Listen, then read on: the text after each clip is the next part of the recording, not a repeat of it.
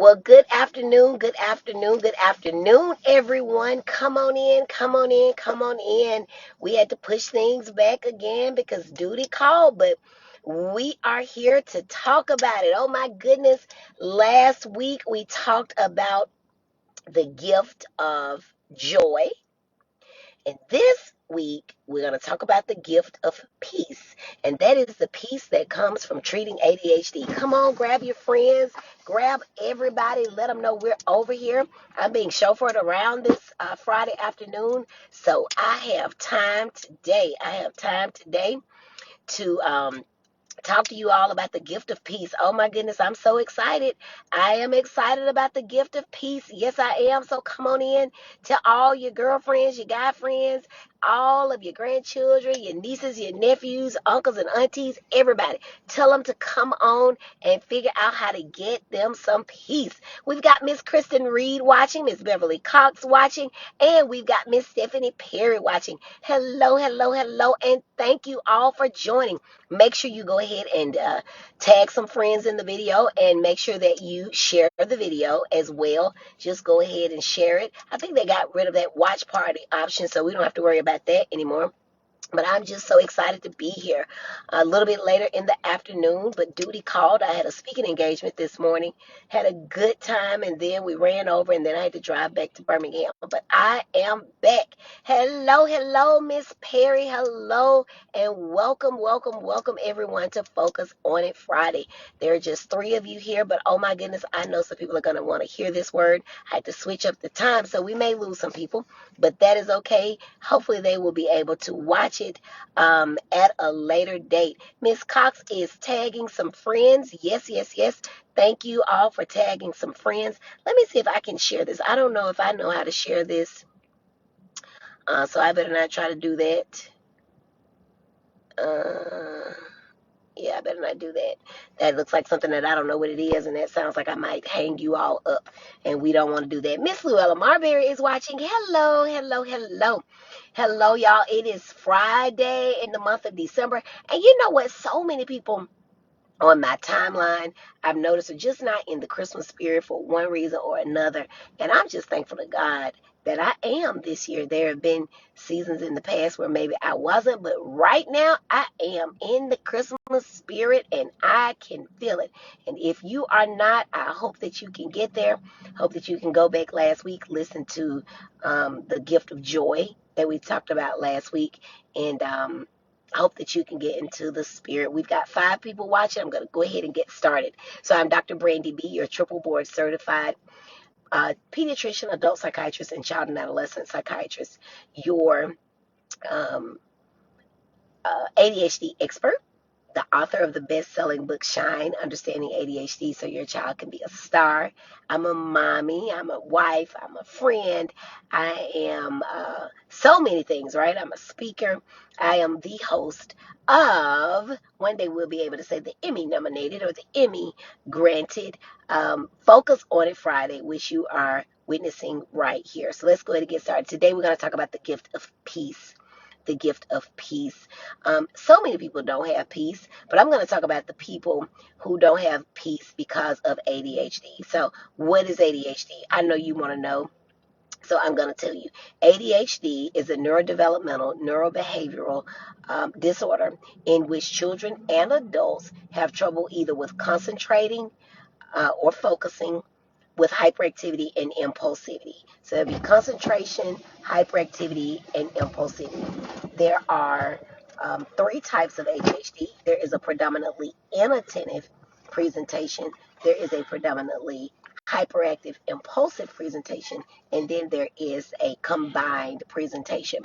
So with the combined presentation, obviously you're going to have symptoms of both hyperactivity as well as inattention. In very young children, we are much more likely to see the hyperactivity and impulsivity. And then in the older people and over into adults, we are much more likely to see the inattention being a bigger problem. But you can have symptoms of either or both, no matter the age of the person. You just have to kind of know how to manage it and to treat it. Hello, Miss Frida Fountain. Hello, hello, welcome. Thank you for watching us today. We've got Miss Vikita Mason watching as well. We thank you so very much. All right, so we got 3 types of ADHD. All of you all that have been hanging out with me for a while, you know that there is no longer anything that we call ADD. But there is something called ADHD, and the closest thing to what was ADD, I would imagine, would be ADHD with predominantly inattentive presentation. Okay, so what are these symptoms? The symptoms of inattention include losing things, forgetting things, being easily distracted, procrastinating, rushing, making careless mistakes, not paying attention when addressed, not paying attention to details. Okay, and then your hyperactive impulsive symptoms, those are going to be things such as being talkative, being loud, blurting, interrupting, not waiting your turn, always on the go, acting as if driven by a motor, not completing things that one starts. Okay, so your inattentive stuff makes you procrastinate, and then your hyperactive impulsive stuff prevents you usually from completing what it is that you finally got started on. All right, so today we're going to talk about some of the benefits of treating ADHD. We don't always talk about treating it necessarily, at least how to treat it, but we do talk about the importance of treating it. So the first thing we've got to do, we've got to at least recognize that it exists. You, as my sister-in-law Erica says, you cannot heal what you won't reveal. So if you act like there's not a problem going on, there will continue to be a problem if there is one. If there is not one, then everybody around that child has just gotten it wrong, and then you do what you do as a parent and stand up for what you believe in. But if there's something going on, it is a great thing if that child can actually get the help that they need. So what we're going to do today is just take the acronym PEACE. I just made this up a few minutes ago just because that's what I like to do. But it's just kind of cute in the season. So we're talking about the season or the gift of peace. Okay, so these are some benefits of treating ADHD. Passing grades. Oftentimes parents will say to me, my child is not doing well. Ran into a mom today, a grandmother actually, who was at the conference where I presented. She said, oh my goodness, my daughter started my granddaughter on that medicine. It was doing great at first, and then all of a sudden she's making D's and C's again. Okay, so treating ADHD will mean that you've got your passing grades. Okay, now some people will say, well, Dr. Brandon, we never had any failing grades. This child is actually making the honor roll. That is amazing. Kudos. I'm so excited.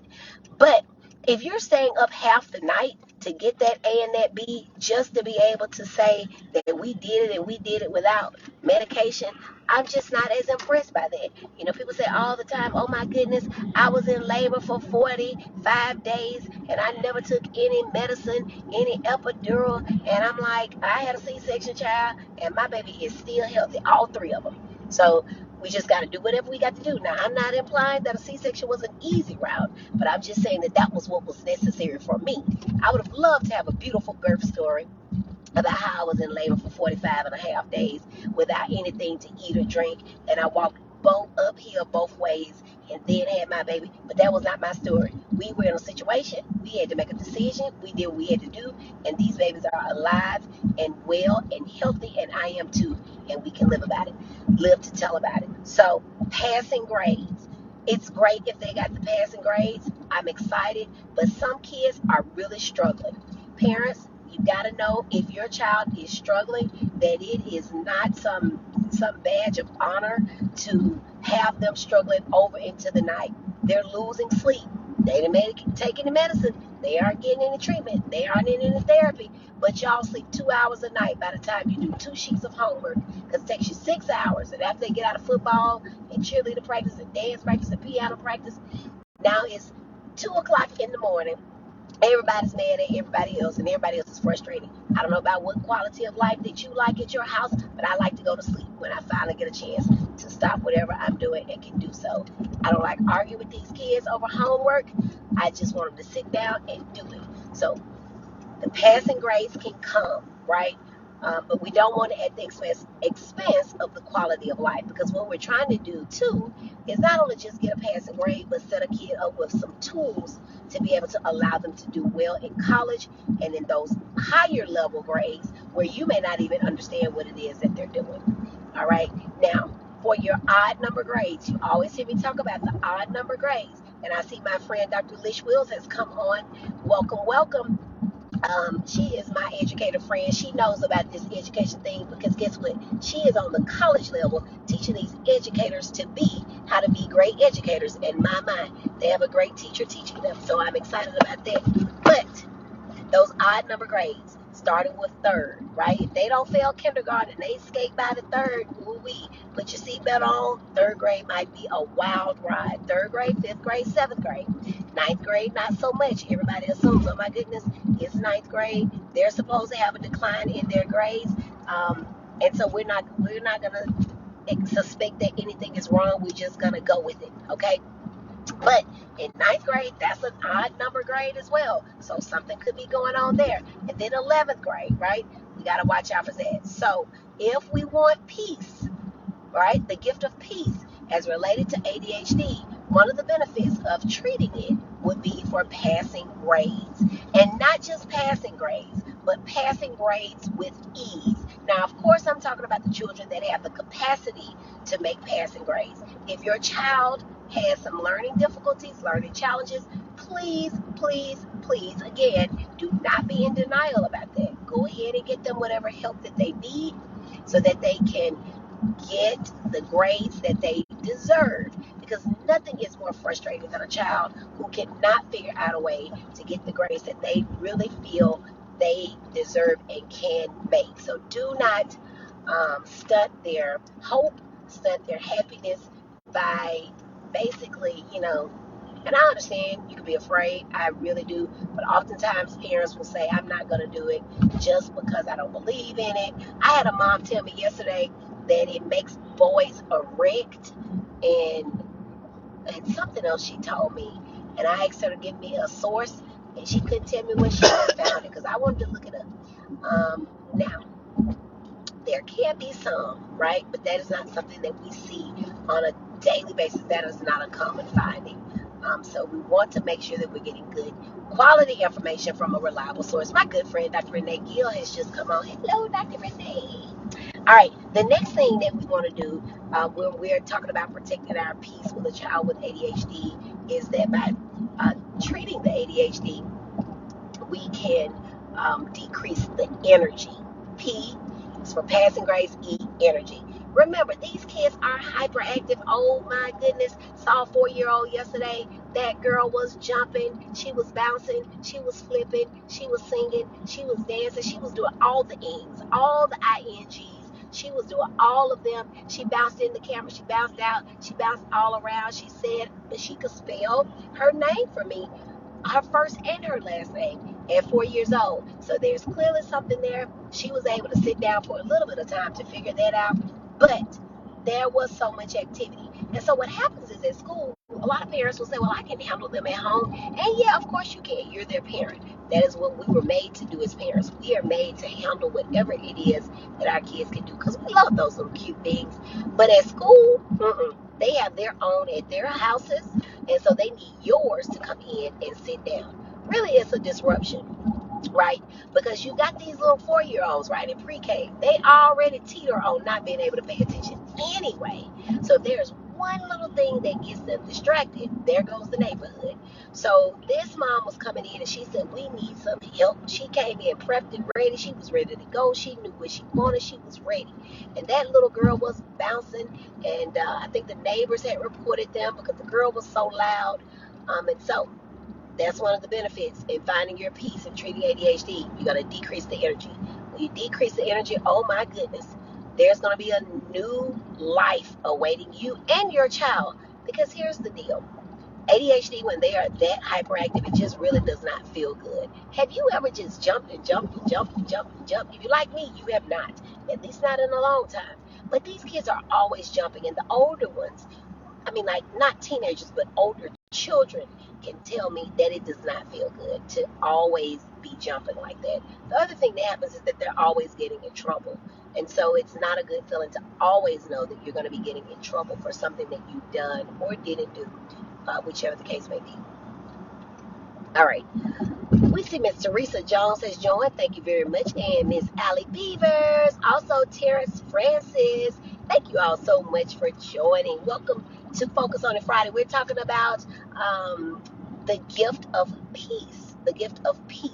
And the peace that is coming from ADHD treatment. So the P is passing grace. The E is a decrease in energy. The A is abstinence from impulsivity and injury. Oh my goodness. Have you ever been around a child who has ADHD? These children are impulsive. They're impulsive, okay? And with that impulsivity usually comes something bad that could happen. What can happen? So for your younger kids, they think that the cape is magical. They know it's really not magical. They're not delusional, but they think that when they put it on, they don't give themselves time to think about it, jump off a banister. Now we got a problem, okay? I've had a couple of kids, well, not a couple of kids, just one, went to the rooftop. Why? Impulsive. I don't know what he was going to do when he got to the rooftop. He didn't really know what he was going to do when he got to the rooftop. Parents were like, stop, do not move from the rooftop. So they went up and got it from the rooftop. And they went home, and he lived happily ever after, as far as I know.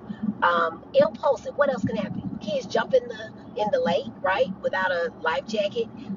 Forget they don't know how to swim, right? Because these are the most forgetful kids ever. And part of that is because their brains tell their legs and their mouths go, right? But the brain really didn't think about it. I don't even know if the brain is telling them. I think the legs just kind of take off. All right, we had a bad connection there, but I'm back. So the legs just go, and before you know it, they're in the water. They don't know how to swim, right? And so when you're teenagers, everybody's child comes back home from the lake in the summertime, except the child in question. We don't want that to happen. What else happens when we're talking about safety, when we're talking about abstinence from injury that's caused by impulsivity?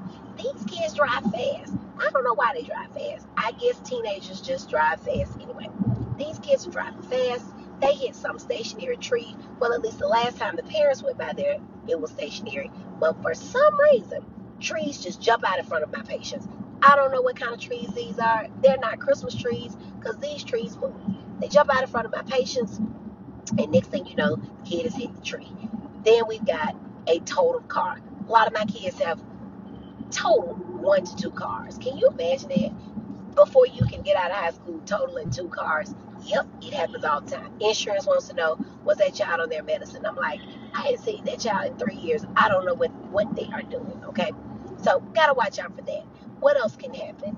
I actually have had a patient who had a friend in the car with him. The friend died. So, we're talking life changing, life altering stuff. Why? Because of impulsivity. What else can happen? Falls, breaks, um, fractures of arms and elbows and legs, just from running, jumping, flipping. All of that stuff can cause kids injuries, and it is because of the impulsivity. The impulsivity. One of the things that's probably not thought about of as much as being an impulsive action is lying. These kids will lie real quick. They will lie real quick. And why is it? So they will lie about something simple. You'll say, "Have you put the lemonade back in the refrigerator?" Okay, so they forgot. Really, what happened is they forgot. But they're not going to get in trouble again and have it said that they forgot again. And so what are they going to do? They're going to say, "Yes, I did it." But then the procrastination does not allow them to get up and actually put the lemonade in the refrigerator at that moment. So if mama walks in, it looks like they really did it. No, no, no, no, no. And so they forget again because they're playing a video game. So now mama comes home and she's like, "The lemonade is still out. You lied." Now we got to get a whipping for lying. Impulsively doing stuff. So what about the spouse? You give your spouse something to mail. You say, "Honey, did you drop that in the mailbox?" Spouse is like, yeah.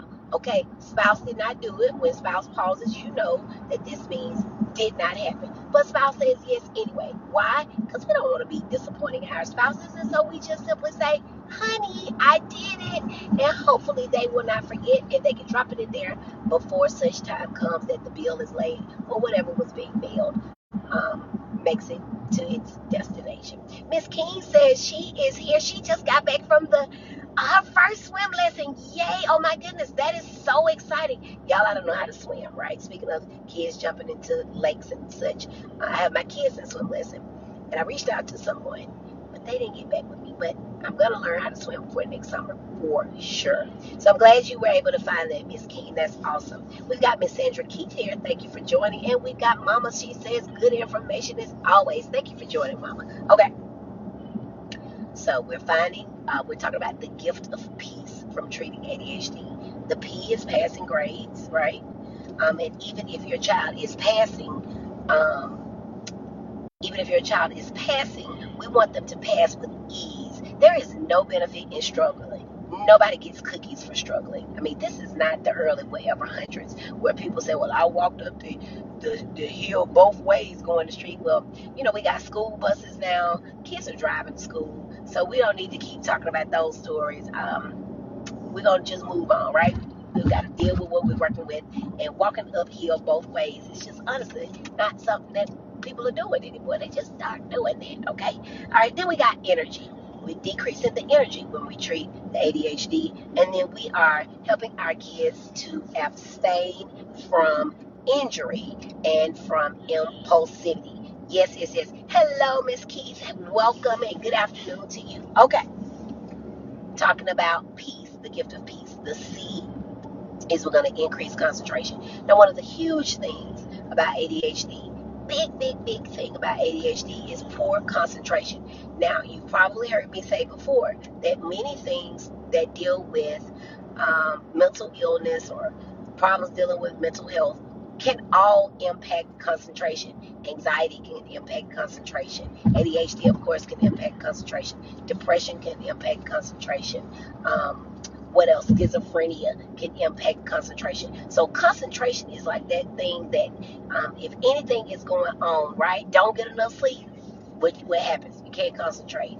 Mad and worried and just stressed out, which stress is not necessarily a mental illness, but if you're stressed out, you can't concentrate, right? So if we're treating a child's ADHD, though, remember, concentration is one of the core features of ADHD. So having trouble remembering things, having trouble focusing, getting easily distracted, procrastinating, not listening, rushing and making careless mistakes. Rushing is a huge problem for many kids. Many kids lose points on tests because they wrote the wrong answer. They wrote 5 for 2 plus 2 because they were rushing, right? So the concentration is not there. That's why we have a whole subtype, the inattentive phase. Inattentive concentration is a big part of that. So if we're treating it, then the concentration is going to improve. Kids going to do better. They're going to be able to complete tasks. So simple things that you might say, like, Johnny, go to your bedroom, get the red shirt, the blue belt, and the white pants. And so red, white, and blue. That's easy enough. That's how I think about things when I have a list of things to do. Johnny comes back, and he has purple, gold, and green. Not Mardi Gras, Johnny, United States, okay? But he has a shirt, he has a belt, he has pants, but they're the wrong color. So almost, Johnny, real close, almost, but wrong answer, okay? So the concentration is what you want to have happen. Parents will often say, but that child didn't even try. So a couple of things can happen when you give a child a task, like what I just did. And by the way, children who have ADHD cannot do many more than 3 tasks if they can do that many. So if you go to giving them 4 and 5, like a shirt, a hat, and some sunglasses, it's not going to happen. So there's going to be one child who's just going to sit there and keep doing what they're doing. They have good intentions, but they don't move. That's your procrastination, okay? Now you've got another child who goes and is walking towards the room. They see somebody fun. They sit down, they start talking with them, playing a video game with them. Before you know it, an hour has passed. You're still waiting on the items. And then there's a third type of child who will make it to the room, get in there and completely forget what they went for. They may holler back, Mom, what you say you want me to get? And then there's yet another child who will go in there, get something very similar, maybe just one item, maybe something similar but the wrong color, and bring it back. And then you've got a child who actually, all right, we're back. And then the last type of child will be the child that will go in, actually get what it is that they were asked to bring, and they will successfully complete the task. All right. And then the last thing in finding your peace. So we're talking about finding your peace, or the gift of peace when it comes to ADHD, the gift of peace. Passing grades, energy decrease, abstinence from injury, and impulsivity, and then increased concentration. And the last thing that you get as a part of peace when you're actually treating your child's or your own ADHD is an enjoyable life. And what do I mean by that? I'm glad you asked. ADHD, guys, causes a lot of irritability. It is not a part of the criteria, but irritability is quite a significant portion of ADHD. Why is that? People who have ADHD are really hypersensitive to things. They're really hypersensitive. So what does that mean? If you tell Johnny, you're reading with Johnny, and you say, Johnny, look at there. I think when you wrote 5, let's look at that again. I don't know that 2 plus 2 is 5. I think you got that one wrong. Let's do it again. What Johnny hears, because Johnny is so used to getting things wrong, is you call me dumb. Now that's crazy, isn't it? You didn't say anything about Johnny being dumb. But that's what Johnny heard, because he's really hypersensitive to correction, to um, correction, or any type of advice being given or anything like that. So he jumps to conclusions, right? Because most times Johnny did get it wrong, and maybe on one occasion you might have thought to yourself, is my baby dumb? But you never said it out loud. But that's what Johnny heard. Johnny goes off, flips over the table, rips up the homework, all because you said, hey Johnny, let's look at this one again. I think you got that one wrong. So we've got to be prepared for that. Some of the things that they also can do can be pertaining to touch. They can be hypersensitive in that way as well. And so you got to imagine that if you got a child who is not going from 0 to 22 all of a sudden, and who you can actually touch and hug, and who actually can understand that what you said was, Johnny, you got this one wrong, and not, Johnny, you're dumb. Oh my goodness, what an enjoyable life that is. You can actually take Johnny out and entertain him at a restaurant, because he might not get upset about something that didn't go his way, or a misunderstanding that took place. So that is, the other part of being enjoyable with ADHD is if you had a kid who is extremely hyperactive and is difficult to manage their behaviors. If you are able to get that stuff under control, guess what? You and your spouse get to have date night. Ooh, isn't that fun? Having some enjoyable time alone without Johnny. Because while you love Johnny to Reese's Pieces, every once in a while you just want to be without him. And so that works out for you to have an enjoyable life in that way. So that is how we're going to find peace with, or the gift of peace through treating ADHD. We talked about, I have to look at my notes, passing grades. And I know what you all are saying, whose kids are already making A's and B's. Kudos to you. If you're staying up all night, you may want to consider passing grades with ease, okay? Then you want to talk about decreasing energy. You want to talk about abstaining from impulsivity and injury. You want to talk about increasing concentration, and then increasing the possibility and likelihood for an enjoyable life. And isn't that what we want for our kids and for ourselves? For them to grow up, to have the best life that they can have, to not compare them to their siblings or to other children, and to hope for the best for them. All right, guys. Last week we talked about the gift of joy, right? Jesus, others, and you. Really good one. Go back and check it out. If you did not hear it, today we're talking about the gift of peace. Make sure that you're giving some love, and we'll talk about that next week. But make sure that you're giving some love. Make sure that you're sharing some shine. Hopefully, if you ordered the book Shine, you should have it now. If you're listening and you don't, please let me know so that we can get that to you very soon.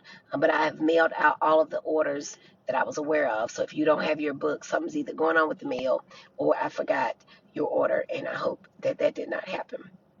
All right, you all be safe out there. Listen, COVID is still going around, as is the flu. Be very, very, very careful in your gatherings. Be very vigilant who it is that you're around. And unfortunately, people just don't look sick. So you can find that you don't know where you got it from. So be careful. Enjoy your weekend. Have some fun. And of course, look for some peace. We've got a question. Miss Sandra Keith says a lot of people are against meds, but if the good doctor finds the right combination, it means a world of difference. You got that right. And it's got to be a good doctor, not just any old doctor. It's got to be a doctor who cares about your child a little bit less than you do, which still means that they care a lot. They want to get the right answer. They want your child to do well in the classroom and in life. And I mean, my recommendation and my preference is that anybody who is coming to see me wants medicine, or at least is interested in entertaining the idea.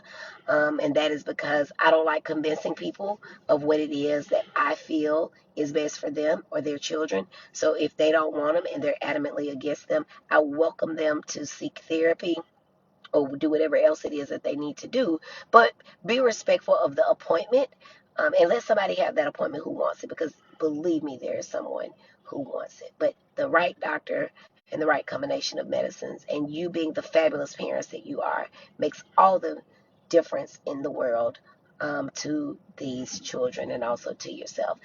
Today, I was giving the presentation, and really we weren't going to talk about ADHD, but I'm going to always talk about ADHD. One of the ladies came up to me and she said, "Oh my goodness, my husband has ADHD." And she said, "Just hearing this was so enlightening. I'm going to be more empathetic." And really, that's what we all need. We all need a little bit of empathy. We all need a little bit of sympathy. And sometimes we just don't understand what a person is going through.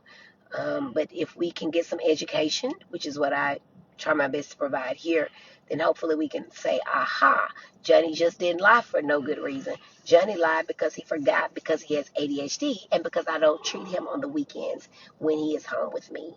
And so remember, you need to focus 365 days out of the year. So if you're taking medication breaks, which is perfectly fine if that's what you choose to do, just know that that means that something is going to go without happening.